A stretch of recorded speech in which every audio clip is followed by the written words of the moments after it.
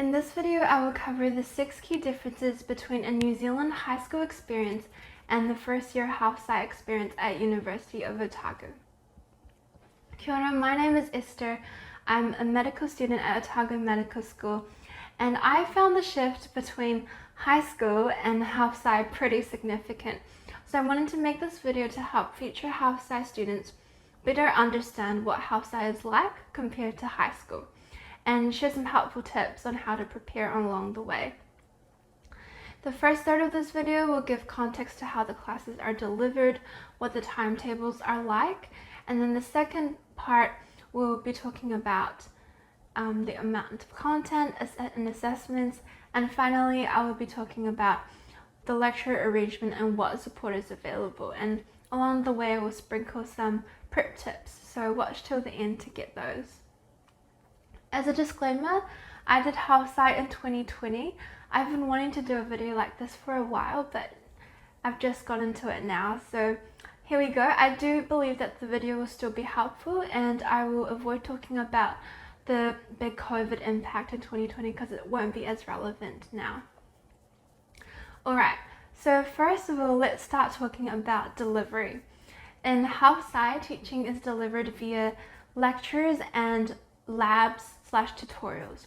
Lectures are around 50 minutes, but the twist in uni is that the lecturer talks for most, if not the whole time, and the content is given at a much faster pace. So it's pretty different. Some lectures are nice and they'll give you a little focus break in between, but the main point is that being able to focus for longer periods of time is pretty important. And practicals and experiments, they're done in labs, and these are around 2 hours 50 minutes, but usually they do finish early. I do recommend staying as long as you need because labs are a really valuable time to ask questions. In terms of attendance, labs and uni tutorials are compulsory, but attendance is not taken in lectures. So, however, I highly recommend listening to the lectures because a significant difference in HSFY is that the lecturer sets the exam questions. So if you find something different or the tutor says something different, go with what the lecturer says because the lecturer sets the questions. Alright, let's talk about timetabling. In high school, the time you start and finish is roughly the same throughout the week, a 9 to 5 give or take. Some days you may only have 2 lectures, and other days you might have 3 lectures and a lab. And uni classes could be any time between 8 a.m. and 9 p.m. There's also slightly less timetable time in uni, so based off of 4 paper semester, there will be about 3 lectures per paper and a lab over 2 weeks per paper. So altogether that comes to around 15 hours, 15.67 hours per week. Whereas for high school, based on my experience, it was a 5-day, 5-period, with each period being 50 minutes, and that adds up to about 21 hours per week. So when I first saw my HSFY timetable, I was pretty shocked because in high school I'm used to 4 classes, 6 subjects, and so I was like, this looks pretty chill. But I learned that just because there's less class time does not mean that there's less work. And here's why. Difference number 3 is content. And I'll always remember this. I had a lecture in the hubs and it was the first week of HSFY. And during that class I was like, cool, yep, got this, great. And then the lecture just went on and on and on with more and more content, and I was like, there's more? I was just so shocked at how much content they sent the lectures threw at us in just a lecture.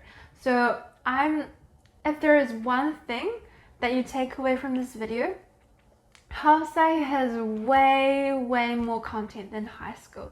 It's understandable, like we talked about in the first point. If the lecturer talks the whole time and every class, and there will be more content, and over time you'll get to learn a lot, which is great. but it's essential to be able to have a way to cope with that large amount of content, especially since time is limited. And since there's more content in the health side, that means more study time is going to be required compared to high school. And so with this situation, with more content, limited time, my biggest recommendation in this whole video is to learn to study efficiently. Some general advice from what I've picked up is in health side, it's really cool how they give you the slides early. So if you're learning something for the first time, it's helpful to read through the lecture slides or watch a video on the topic beforehand. I've learned that one of the worst feelings is sitting in a lecture and absolutely understanding nothing. So be prepared. It's why they give you the slides beforehand. Another recommendation is to revise each lecture within 24 hours. This helps the content to stick better, and even better to revise in the weekends as well. This is just helping to reinforce the content. Repetition is really important. There are some great YouTube channels on study, and I'll link some of my favorite in the description below. Alright, let's talk about something everyone likes to know about, and that's assessments and exams. So high school, it offers many opportunities to perform academically throughout the year, especially in NCEA style, with different types of assessments like reports, exams, assignments. So in health sci, each paper has 1 or 2 progress tests and a final exam. And all the assessments are tests except for pop health, which has an essay. And I'll admit, that was not my favorite assessment. But anyway, moving on. The papers are semester based, so after a semester there are final exams. Whereas in high school, all the exams are at the end of the year.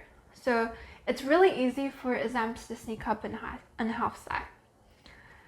Now, especially for a lot of people, starting health sci is a big transition, especially since a lot of people are also moving away from home while starting university. So it does take time to get used to the independence and the life in Dunedin. And just remember that exams pop up pretty quickly. So remember to stay focused and remember your goals as well.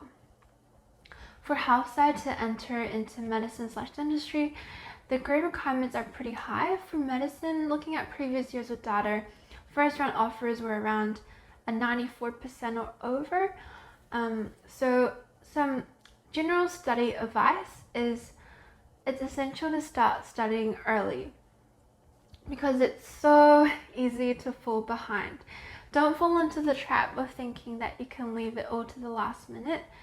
It's just so much easier and so much better to spread out the studying over many days than cramming it all in a few days. Remember, exams sneak up quickly. That being said, balance is critical. Look after yourself, get enough sleep, food, water, exercise, and time with family and friends. And if you believe in God, prioritize your relationship with God. And remember, balance is so important. All right, lecture and teacher arrangement. In health sci, in high school, we're used to learning from one teacher per class for the whole year. And that's why when I started uni, I was so surprised when a lecturer said it was her last lecture after only giving us like 4 lectures. In university, you learn from experts in their fields. So within each paper, you learn from multiple lecturers. Lecturers and teachers are brilliant. But one thing to note is that their teaching style might not always match our learning style. And that's why it's so important to learn how to learn things independently so that you can still understand the information even if you have a lecture that you don't quite understand. So here's a big tip. Next time a teacher's confusing, don't just let it brush past. Try to find a YouTube video or read the class textbook on it. Sometimes reading or seeing things in a different way just helps the concept to click better. You can also ask your friends or ask the teacher between classes, but just remember to not to solely rely on your teacher for your learning. It's just really good practice for uni. Difference number 6 is support. There are so many students that study half-sci, so how do you get the support that you need? Well, you can ask lecturers directly after lectures. You can, labs and tutorials are a really great place to ask questions. There are also discussion forums you can post questions and see what others have posted, so you prevent you from asking the same question. And some people have tutorials or office hours where you can ask tutors questions too.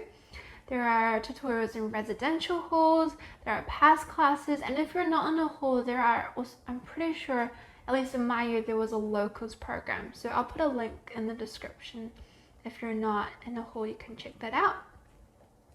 And the paper specific details for what support each paper gives, that will be given to you during the first week or the first few weeks of your paper.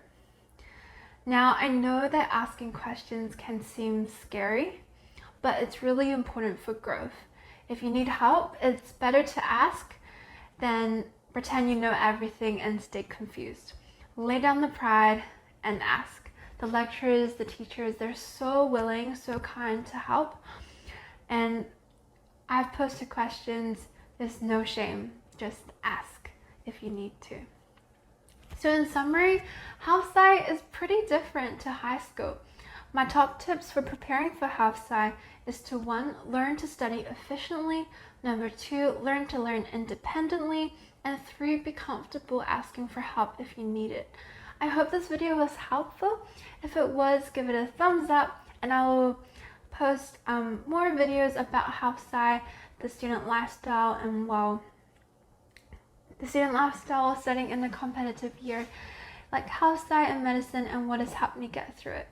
So if that interests you, subscribe to the channel, and I'll see you in the next video.